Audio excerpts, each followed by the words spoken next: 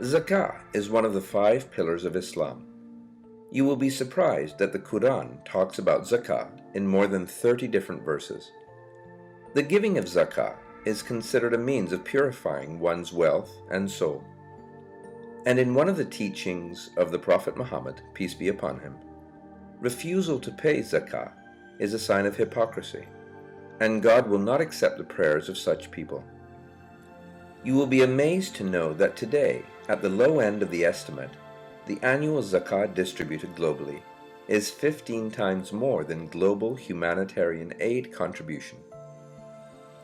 Zakat is expected to be paid by all Muslims who have the financial means. Apart from this, Muslims are also encouraged to make voluntary contributions. Zakat is considered as the right of the poor on the wealth of the rich. Hence, by paying Zakat, the due share of the poor is given to them. The question is how much one has to pay. The one whose wealth exceeds a certain minimum level has to pay Zakah, and this minimum level is called Nisab.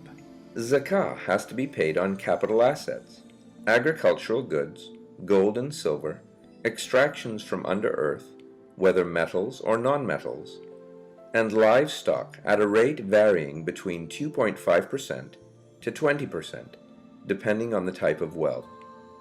Zakah is paid annually as per the lunar calendar, but the most important thing is that you should be owner of wealth for 1 year.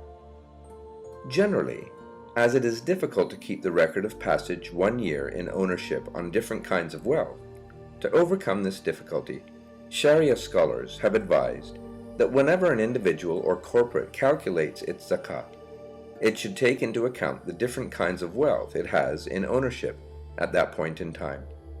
For example, if I have received cash last month, and I am calculating my zakah this month, even though 1 year has not passed on the ownership of cash, still I can include that cash to calculate my zakah, provided my other wealth has already reached nisab.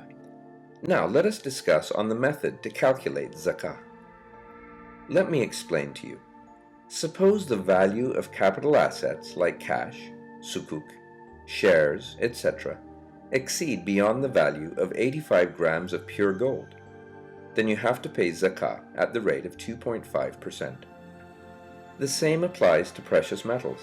For extractions from under earth, whether metals or non-metals, you have to pay zakah at the rate of 2.5%. Zakah on treasures extracted from the earth is to be paid at the rate of 20% immediately after the discovery.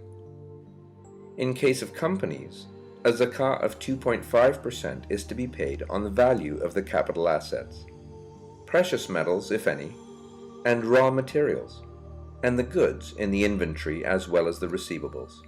Even farmers have to pay zakah on the livestock and agricultural produce, like camels, cows and sheep. Now, if a farmer owns 5 to 9 camels, then he needs to give 1 goat as zakah. The quantity limit varies for cows and sheep. If the farmer produces anything which is more than 653 kilograms, then zakah needs to be paid. On non-irrigated land watered by rain, 10% of the produce needs to be paid. On irrigated land, 5% of produce is to be paid. For the zakah on agricultural produce, the 1 year period shall not be applicable. Rather, the zakah shall be paid in this case on the day of harvesting. A general question which you may have is, do you also pay zakah on personal assets like house, vehicle, clothing, furniture, etc.? The answer is we do not have to pay zakah on these items. But if you have a land and you have rented, then you have to pay zakah on the rent received. If the purpose of the land is to sell, then the zakah is paid on the value of the land.